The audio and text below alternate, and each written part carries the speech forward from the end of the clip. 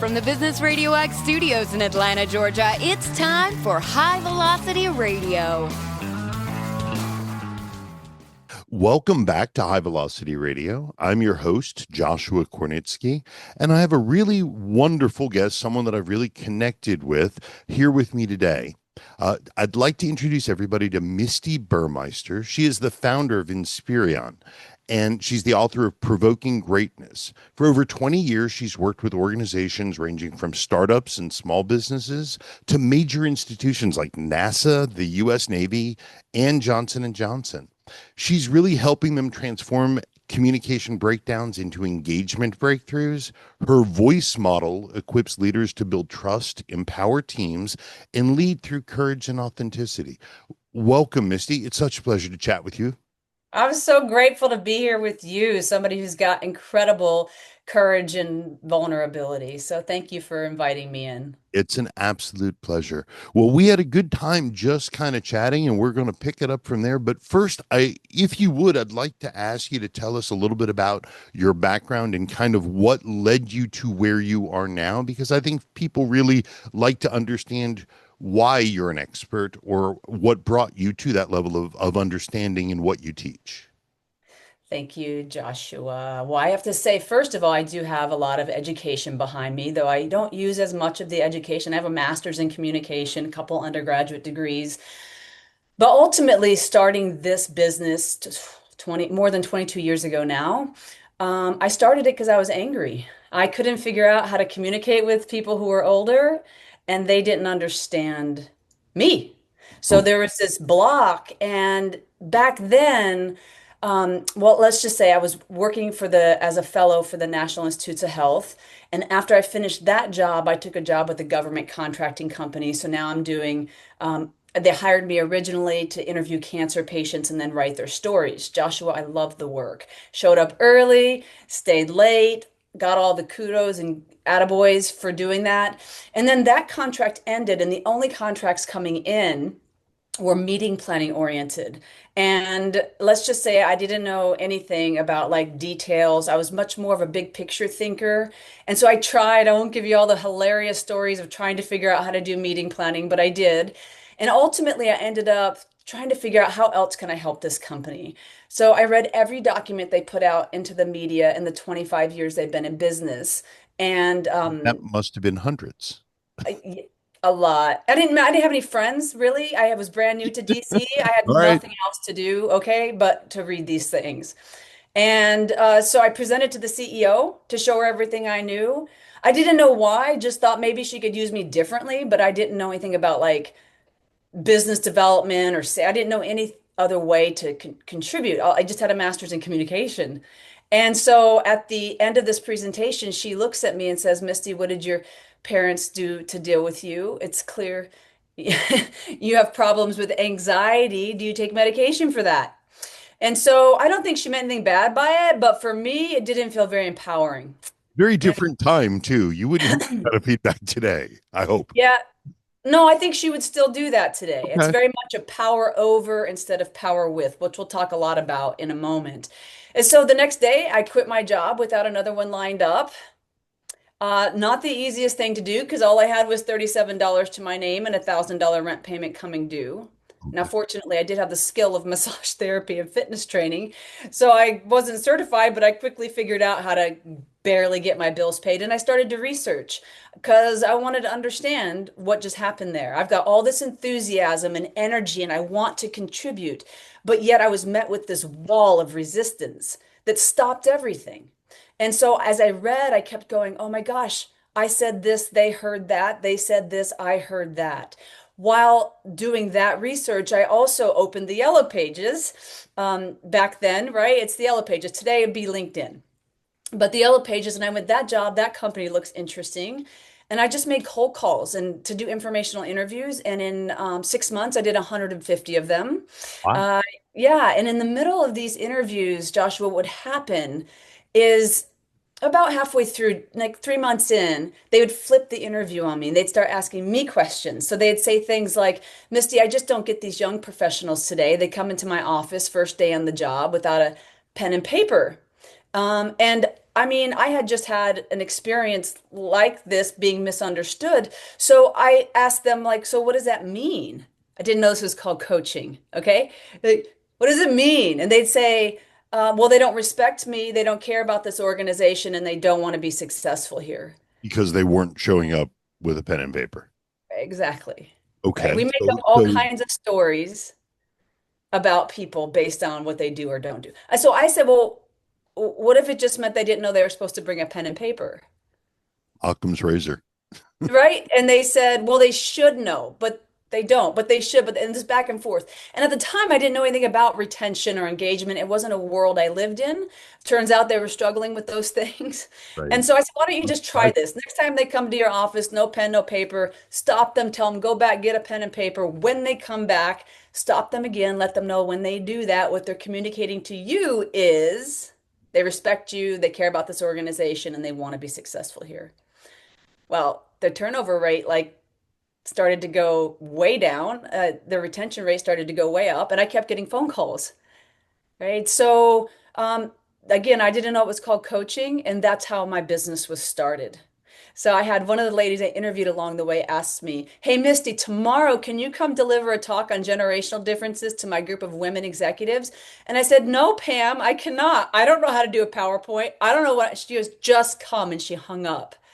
So I went, long story short, and I landed my first contract with Marriott, and I for two talks on generational differences that month, which meant I could pay my bills and actually eat a meal, a real meal, as a result. So that's how my business started. That's how I got going on this. so I want to clarify something, and normally it's just when I hear the background, I'm like, wow, that's really incredible. But you said something that is too timely. How long ago approximately was that incident? So your question itself leads me into when people ask me, I'm going to answer it, right? That's 22 years ago. But this answer is a little deeper than that. So often I still get requests, "Hey, Misty, can you come speak on generational differences?" I say no, but I will come speak on generational amnesia, right? Which is like we go through this experience, like we come into the workforce, we have our experiences, we learn what we learn, and then we forget that we learned it. And so when the next generation comes in and doesn't yet know all the things that we know now, we're agitated with them, forgetting, oh, somewhere along the way we learned this and we forgot that we learned it. So it's just a matter of teaching and coaching rather than criticizing and condemning. The story in my head is the poor person who came in without the pen and paper is now likely sitting on the other side of the desk saying, why do these employees keep texting me? Exactly. Exactly. It literally is the exact state of current small and medium sized business, and I'm sure large as well. It is the current state of employee relations. It is that same. I don't want to say breakdown. I'll simply say gap in clear understanding and clear expectations. Where I hear it from the businesses that I work with, which is mostly entrepreneurial businesses about 250 employees and below, I literally hear this in every engagement about they don't understand why X, Y, or Z is happening with generation whichever. And it's ironic and very poignant that you've shared that story, because I think what it leads to is a broader discussion around communication, which if you're okay with, I'd love to talk to you about. Let's dive in, babe. This is the core of it all. So communication, what I say versus what you hear, that appears to be the root. Actually the foundation of from boomers to bloggers too, Joshua. My first book, Okay. Provoking Greatness, is my fourth book. My first book was From Boomers to Bloggers, where I took the five most common generational clashes, like Pay Your Dues versus Give It All to Me Right Now. And I Sure. wrote stories. But please keep going. Well, so it's interesting that you shared that I believe your first engagement out of school was documenting cancer patient stories. That's right. And, Yep. and in my brain, the way that this soup comes to a boil is you started by having incredibly, I would presume, emotional and perhaps challenging conversations with people regardless of the state of their cancer, they had certainly been through arduous times. They'd been through difficulty and undoubtedly suffered on a spectrum of different issues. And that's how you started. And those difficult conversations are the things most people, never mind leaders, most people hate those conversations. Most people will literally talk about anything else or not speak at all to avoid having that conversation. But I imagine that that must have served as an incredible foundation, because you went from that into cold calling. The only thing left is speaking on stage, which I'm pretty sure you've done that too. You've knocked all the phobias right out of the park. That's right. But Absolutely. but what are some of the things that you can help us understand better about? I'd like to break it down into a couple of different things. First, understanding what some of the common challenges are, because rather than me assuming, I'd like to hear it from someone who has expertise. So common challenges within difficult Just conversations communications, just and communications. because I don't want to narrow it just to one specific. If that's okay, if you're able to speak to it at a broader level. Well, communication is something that we're doing in our body language and in our words, and very often we don't know what we're actually communicating. So, difficult conversations, critical conversations, whatever language you want to use, I like to look at what makes them difficult, right? That word difficult or critical or challenging, what is it? And if we were to peel back the layers, it's two things. It's emotions and expectations. Emotions is the first thing you touched on just a moment ago. Like these conversations with these cancer survivors were high in emotion. And most of the time we run from those. But I contend, and I've seen that it's actually our difficult conversations that hold the fuel for the greatest growth. So when we avoid them, we lose opportunities. When we address them, we get the spark of innovation, the spark of engagement. So let me give you an example. So the Environmental Protection Agency, this is years ago now, they're going through sequestration. Many of the employees of the CIO's office, Chief Information Office, were standing around the water cooler talking about how they might lose their job. And as a result, they weren't actually doing their job. Okay. And then CIO called to say, hey, can you help? I didn't know this at the time, but for 25 years, the CIO's office had the lowest engagement scores. Gallup does that research every year within government agencies. And so that's how I came in. She was acting CIO at the time. And the first thing we looked at is what and why, right? What are you trying to achieve through the EPA? They had forgotten what the EPA was. Why did they choose to come work for the EPA? What does the CIO's office, what are they responsible for? Like the flow of information. They had forgotten all the parts and pieces that make them a team. What are we trying to achieve and why does it matter? All right. So leaning in instead of going, we should know this, which is where shame lives, which is where force and push also lives, trying to force people to do things rather than give voice, we give force, rather than give a voice, which is vision, ownership, intention, community, and energy. These are the five components of successful teams. When I say success, I mean that they're very effective at taking differences of all sorts and making them into an asset rather than a liability, right? Force makes differences a liability, and voice makes differences an asset. So the EPA's office, the first thing we did was lean in. What isn't working here? Where am I really struggling? And what they got to very quickly, Joshua, I'll break it down, is that the CIO, the administrator of the CIO, every time she'd go on video, be interviewed because there was a natural disaster in a particular area, she'd have egg all over her face because she couldn't get access to what the EPA had done in any geographic location quickly enough. And so they talked about these problems instead of looking at people as problems, which is what they were doing, looking at each other as the problem. They started looking at problems with people. So looking at the problems together rather than looking at the person as a problem. And as a result, they came up with 9 months later, they came up with at the push of a button, the administrator and the general public would have instant access to what the EPA is doing in any geographic location. So Okay, they so know what's that, going on. yeah. Say it again. So they know what was going on. Exactly. So that we all could know what's happening, like what the value is that the EPA is bringing to the world, really, but certainly to the states, right? So as a result of this, now they've got voice, they've got a vision, they've got a sense of ownership, intention, community, and energy. People's hands started flying up. How can I help? How can I help? I want to do this part. I want to do this part. So now we went from not engaged to fully engaged. Happens that Gallup came in 9 months later. They were the highest engaged among all of the EPA as a result of some clarity in their voice. So we could take, and I want you to know, Joshua, we had people in some, I facilitated a lot of conversations with them. We had some folks in there who had lawsuits against the EPA. How do we use that kind of energy to drive engagement? And we did, and it worked. I won't go into all the details of it because this is a shorter conversation than that, but it's very powerful when we turn toward those difficult conversations rather than running away. But that's a skill set that we have to hone, which is part of what I teach. Which leads me to sort of follow up on that, because you've helped us understand what you mean by your voice model, the vision, the ownership, the intention, the community, and the energy.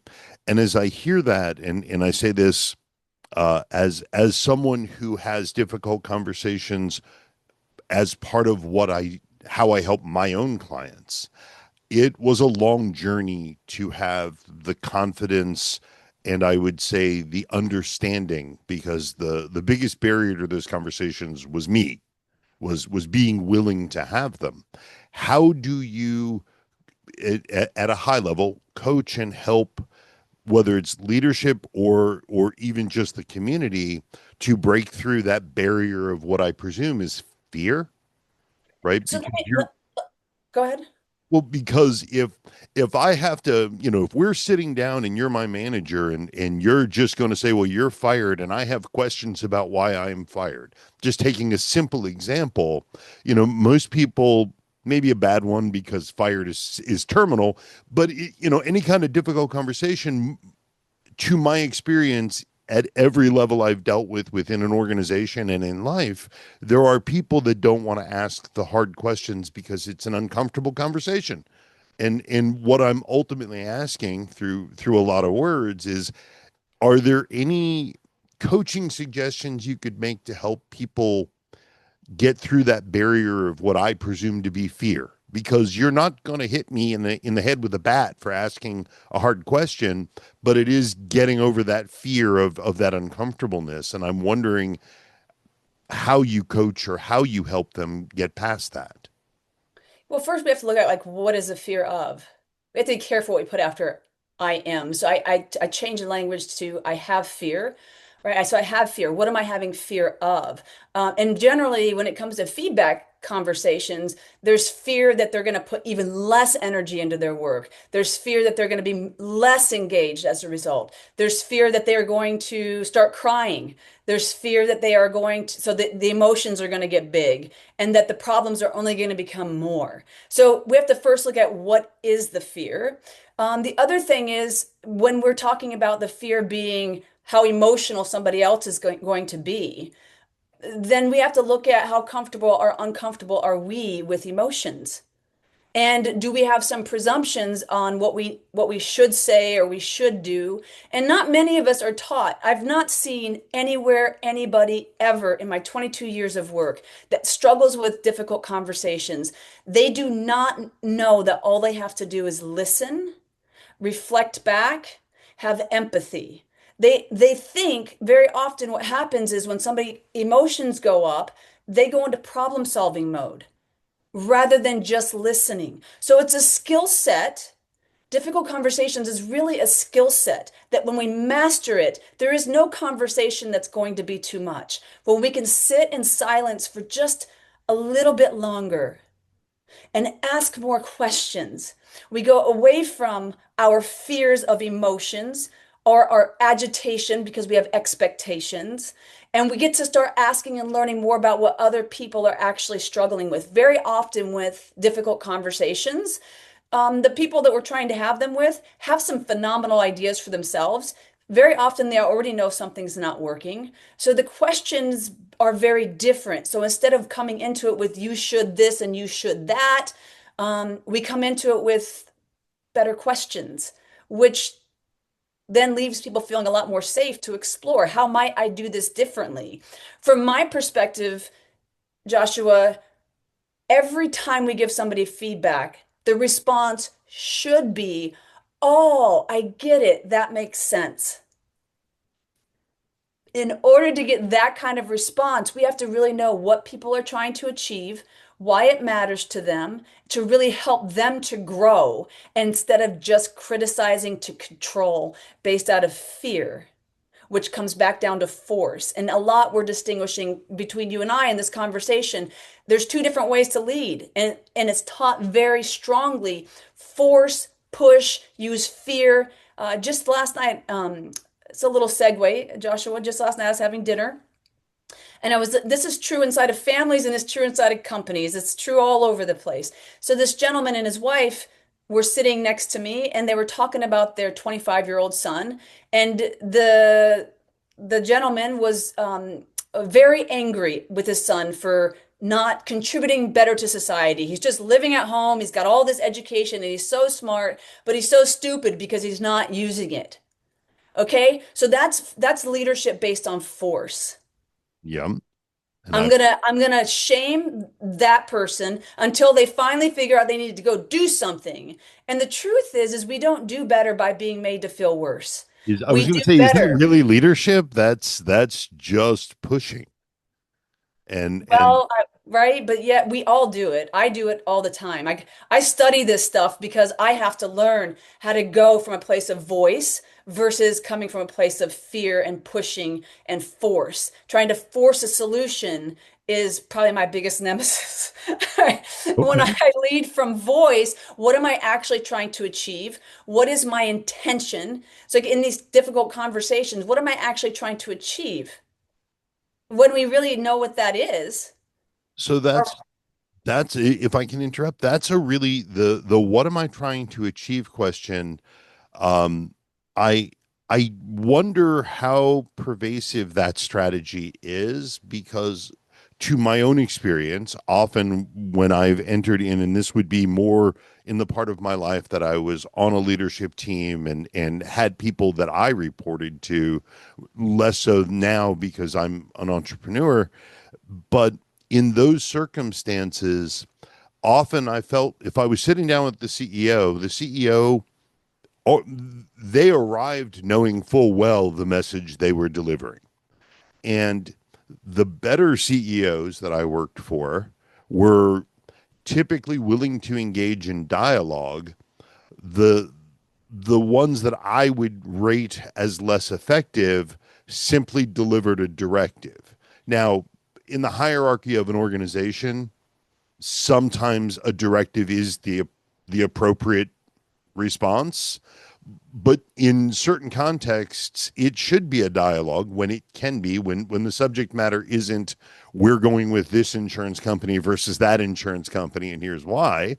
um but how do you help leaders understand the different strategies and how to weigh and decide upon them beforehand, because that intentionality of the voice model, to me, perhaps it's an assumption on my part, I feel like each one of the letters and the acronym that it stands for has its own power, but the intentionality, what did you come here to say, or what did you come here to discuss, or why are we sitting together to convey information either one way or bidirectionally?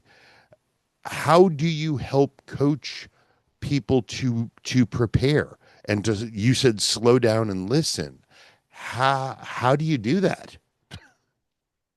well, this is bringing me to an experience I had recently, and I just want to land on what you said that the leaders you've worked with that have been more fitting for you are the ones that come with dialogue rather than directive, right? So, dialogue is, you don't hear it as often because it's more vulnerable. And I say more vulnerable because there's a perception that we are supposed to already know. right? And if you're seeing that I don't actually know, then there's the opportunity for you to think that I'm not a very strong leader. So we would protect and try to project like strong, but in reality, it's our vulnerability, it's our I don't know that makes us stronger. I had one executive, this is years ago now, who could not reach his number for his sales quota for years. And he had reached a sales quota for many years before that, promoted into leadership, and now collectively they couldn't. And he's on the verge of getting fired because of this.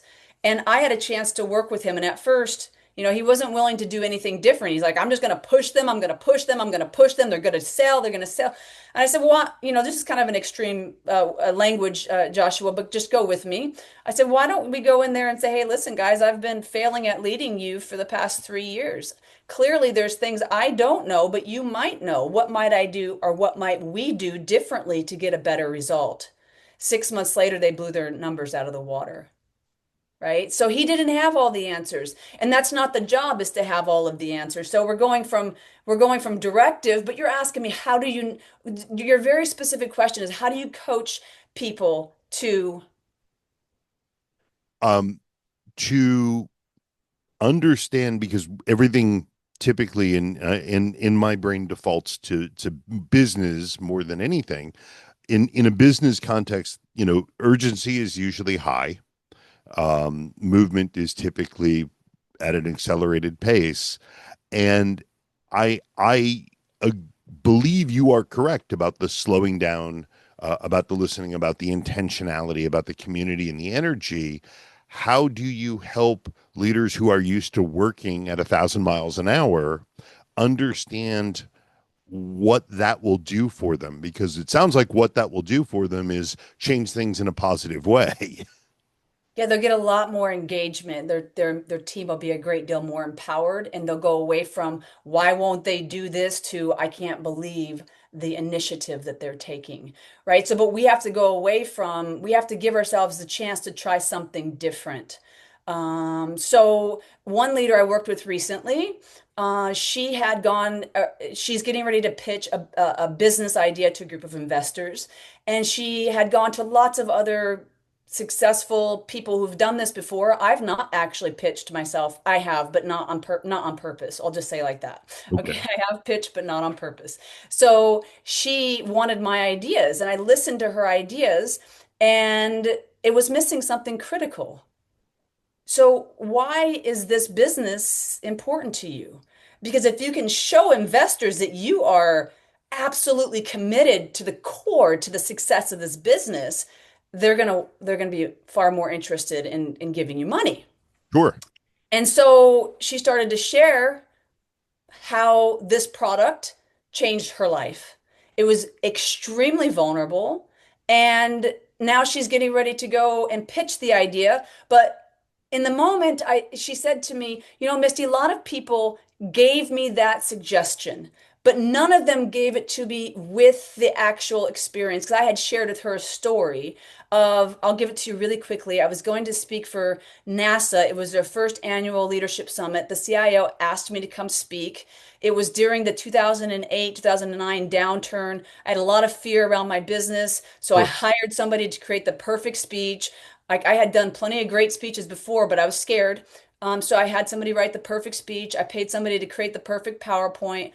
I go up on stage to deliver this message. I'm to go right before Vince Cerf, who's known as one of the founders of the internet. People were getting through me to get to him, Opening right? So it act. was the biggest opportunity of my career. Sure. I had spent 30 hours a week just memorizing this speech. It was 45 minutes long. I could start in the middle, I mean, it was perfectly memorized. I get up on stage, Joshua, and I kid you not, I forget. I had a great start, and then I forgot every word of my speech. People were tweeting about me. Okay. Right. So I was trying to be so perfect in my presentation.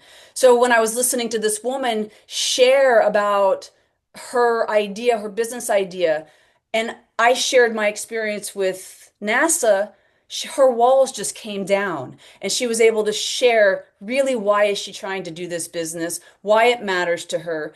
And so if we are going to shift from trying to force people, which takes a lot of energy, and move into more of a voice model where we're communicating a vision. Like if we can't, you asked me, but we don't have any time. Right? This comes back to the idea of investing. Do we invest when the stock market's low, or do we invest when it's high? Most people invest when it's high. Right. But the real smart ones that make a lot of money invest when it's low. So do we take the time now to get some clarity around what are we really trying to achieve here? What does the end zone look like? We want the best employees of all, the superstars, the NFL players of our industry, but yet we never define what the end zone looks like. NFL players are not going to put their life in harm's way if Right. there's no end zone. We have to have some clarity around that. They're also not going to listen to a coach that's not clearly trying to help them to reach the end zone and better, right? So we have to have some clarity on what individuals are really striving to achieve in their career, why it matters to them, and then communicate what we're doing together as a community. And most leaders don't get those two things. And that sounds like that's vision, that's ownership, and that's community. And I feel like they and forgive me for just arriving here, but it sounds like they're all actually interdependent, Very much so. or at the very least interconnected, because having just vision with no ownership is a zero. Having ownership without intention is your football player without an end zone, right? They just run forever, and they don't know what they're running towards or for. I have to share this one with you. So there was a client of mine who went to go give somebody feedback.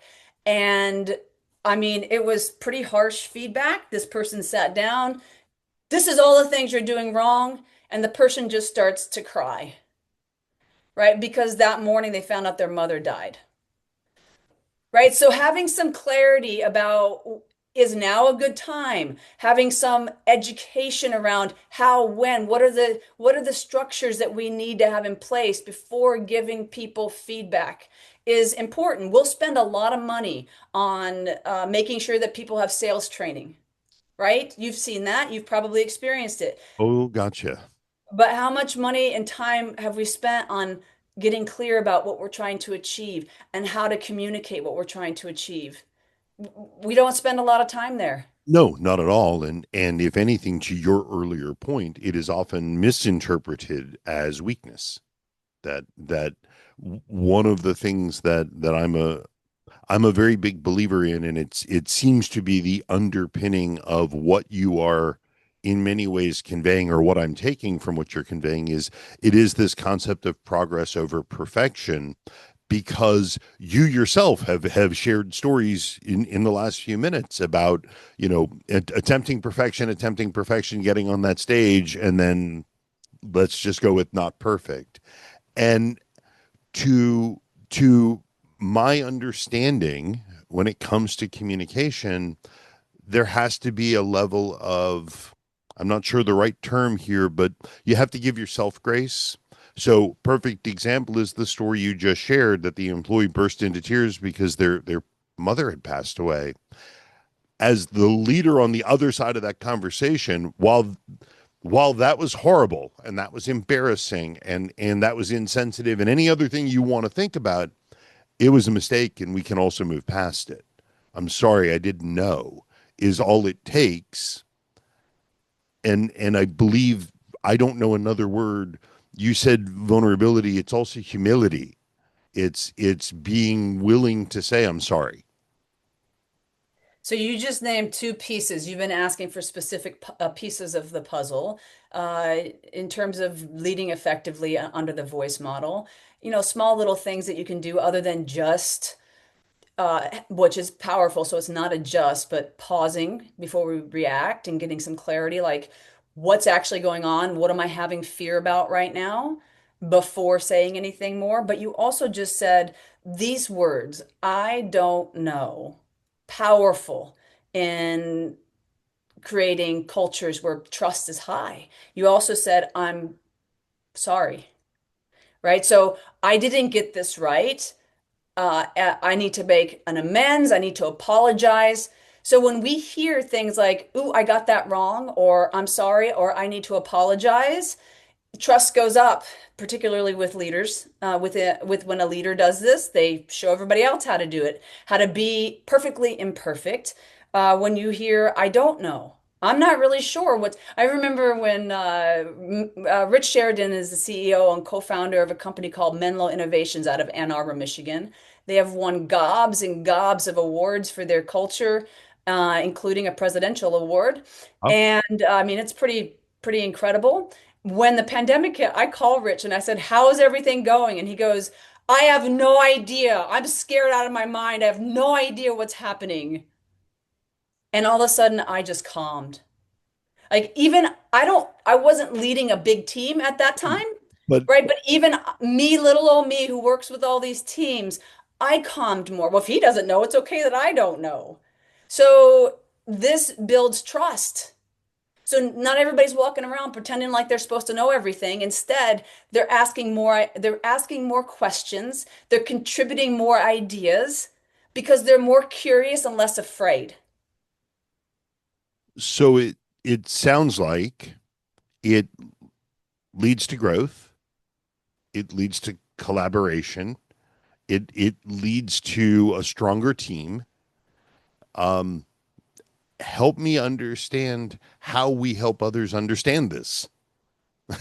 I think we share our stories, Joshua. I, I I think and we share our stories. I think that it speaks to me so very strongly because I inadvertently arrived here well aligned and aligned to the understanding of the need to no perfection on this side of the dialogue, but the need to be open and honest is a driving force for me at this stage in my life because I've tried the other ways, and when you lie all the time, you have to remember what you said, and then you have to remember not if you're going to perpetuate the lie, then you have to have a book of all of the lies you've told so that you can remember. And I don't recommend that for anybody. Um, Tell us how we can learn more. Well, hang on a second, Joshua. I want to land on what you just said there. Honesty, authenticity sells. Most people are trying to be something that they're not, or they're trying to protect themselves, which I do it. We all do it. I will come in trying to show how smart I am way more often than I'd like to admit because it's a protective mechanism for my little ego. We all have them, right? But you just said is so important because I remember you told me a story not too long ago about going to a Vistage meeting. And, most Vistage chairs aren't terribly interested in having too many people who do exactly the same thing involved. And it won't go into more details about that. But in the end, you got invited in because, at least because in part, you shared about some struggles you were having with your daughter Yes. when they asked about how you were doing. It was real, it was vulnerable, it was authentic. So my greatest talent, gift, skill is looking for and sussing out what's real. What really matters to you? What are you really trying to achieve? Because if you can get some clarity about what's truly in the way, then it will move itself out of the way. Right? But if you don't, like the EPA was willing to look at what was really in the way. Not all leaders are, not all teams are. I've worked with lots of them. But if we're really willing to look at what's in the way and what is authentic, the results are remarkable. Is in your perception, is that a journey to arrive at that willingness? Because a very wise man told me a few weeks ago when I was at a charity event, we were talking about our background and our parents and growing up. And he had said something that really resonated with me. He said, I wasn't always this man. This is the man that I've become. He said You that, said not those me. words too. And it occurs to me that if I think back when I was in my mid 20s, I had a team of 25 salespeople that worked for me. And I definitely subscribe to that use of force This is what we're doing. This is what you need to do, what you need to do, and what you need to do. And I was a what do they call that? A tin pot dictator. Just, if we had a problem, we would just fire that guy and hire somebody else. I was not a total failure, but I was certainly not particularly successful in that role. But my style of leadership evolved over time to become very different. And I think that if that person met this person, they would have very little in common other than I'd like to believe I've learned along that journey. And all of that is a long-winded way to ask the question, is there a level of patience?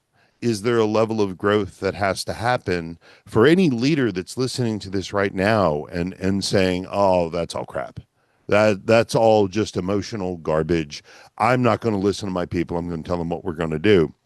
Um, how do you feel that translates as it relates to lived experience? Is, I guess, my question. So first of all, I will say that I teach the very thing I have to keep learning. I am always trying to force solutions. I mean, Do it if my I way. at the end of the day, if I look back, how many times did I try to force a solution? It's too many to count. So it's not, for me, it's not just a lived experience, it's a continually lived experience. It's asking myself at the end of every day, what worked and what didn't work. And I will tell you that forcing solutions, even forcing solutions like I'm going to get on that show, I'm going to get that. I'm going to become a best-selling author. Okay, I had the idea of this in my head, but I didn't make that happen. I wasn't the one that actually made that happen. The universe did. My first book became a bestseller while I was in Bali, Indonesia, because a client purchased a lot of From Boomers to Bloggers in Washington, D.C. on one day. And I didn't even know that was a thing that would then put me on the Washington Post bestseller list. Right? So we can't, like, forcing just doesn't, it's such a waste of energy. If we truly look at what are our results and we're trying to push and force people to do things the way that we think they need to be done, then we're probably going to go, it doesn't work. And then becomes the question, so what might I try to do differently, even if it's just a little bit of different? And one little bit of different is find out about the folks that are working for you. Like you would $1 million potential or $1 billion potential client, you're going to know what their children's shoe size is Sure. because you want to win that contract. So leading people is no different than winning over people is no different than winning over a contract. It's all people at the end of the day. How well do we know these people? Which requires from us, how well do we know ourselves? Does anybody actually care about me? What am I trying to achieve? Right? So we have to do that work on ourselves as well because we can't give to another person what we don't give to ourselves. And the only reason why I've been able to do this work is because I'm constantly looking in the mirror myself. And I have so much more work to do, so much more work to do, which is why I'm able to push and challenge people to step up into their potential because I do it every day with myself. And Right. it's not easy. Going from force to voice is not, it's a daily practice. And it sounds like it requires, you just hit it. It requires practice. It is not an inherent skill. It is not a flip of a switch. It is repetition, repetition, repetition to understand and remind yourself. Yeah, people will say like um, gratitude is an attitude. Have you heard that one? That's no, actually, I haven't heard that one. But Well, no, yeah, I sir. mean, I understand what the message is saying. I don't know that I agree with it, but I definitely do not. I think it's a practice. Brene Brown first said that. I heard it from her. Right? Gratitude is not just an attitude. It is a practice. Well, the voice is a practice also. It's something that we practice consistently. We're looking at what am I actually trying to achieve with this person? What is the goal? If I'm sitting next to them, I'm not looking at them as a problem, but I'm looking at the problem with them. That's the biggest piece of I don't know if I want to say advice or suggestion that I would offer our listeners is people that are challenging for you. Are you looking at them as the problem or are you looking at the problem with them? It commands of us to walk into a meeting clearly defining a problem. Right. I can't tell you how many times I say in meetings with my executives, what is the problem that you're trying to solve? Or what is the problem that we are trying to solve here? The EPA got there. What is the problem we're trying to solve? Then became the fuel for everybody to help make that a success. That is a very poignant thought, and I think it hits it right on the head because ultimately, if you don't know what you're trying to solve for, you can't solve it. As someone much wiser and 100 years ago said that, if you don't know the destination, how will you know when you've arrived? Same difference. But most leaders are walking through their career and through you're working mostly with people who are owning businesses, entrepreneurs, and most of them don't know what their end goal is. They're just trying to make more money. They're just trying to get more market share. I mean, these aren't bad things, but they're not something that's activating. They're not something that's going to drive passion. Energy is the last part of vision. Passion, energy, where does that live? I always ask what their definition of success is. What does done look like? Because if you can't tell me what done looks like, we're never going to know that we've arrived because you haven't defined it. Now, we can decide done is X millions of dollars and we can achieve done and decide whether or not there should be a new definition of done. If you're only talking in financial terms, the definition of success is relative to the person you're speaking to and the subject you're discussing, because X millions of dollars may ease your life, but it won't make you any happier if you're not a happy person. Yeah, people will forget what you told them, but they won't forget how you made them feel. And 100%. I don't, who is that? Who is it that said that? As far as I'm concerned, it's you, but I have heard it Oh, before. no, it's definitely No, not. but yeah, absolutely. People remember the way you treat them.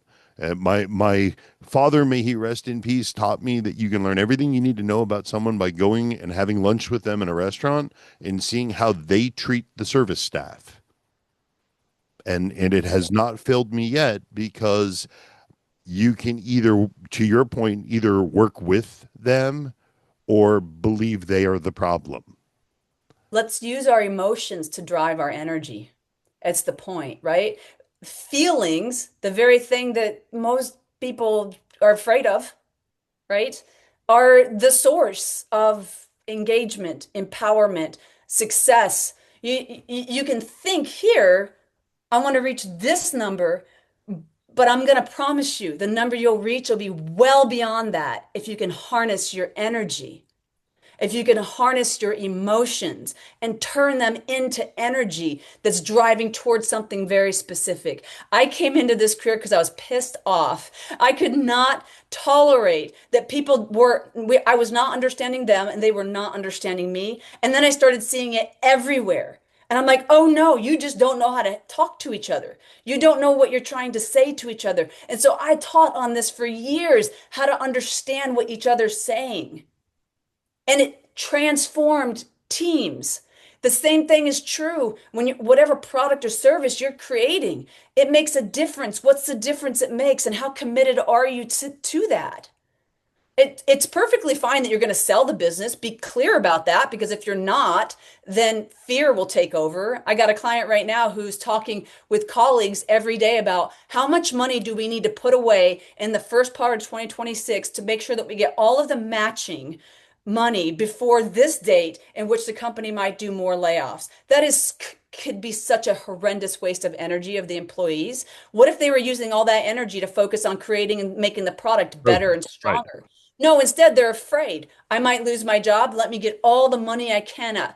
You see what I'm saying? It's a flip. We have to flip that switch away from force pushing people into voice. What are we taking them to? What is our commitment from our heart? What are we trying to achieve? I had one leader, and I know I'm a little bit rattling, but I know we're almost done. I had one leader who said to me, and I used to not like it, but I love it now. He used to say to me, he headed up government solutions for AT&T. And I said, what's your vision here? I didn't like his vision. I like it a little bit better today. I helped him to create what I thought was a stronger vision.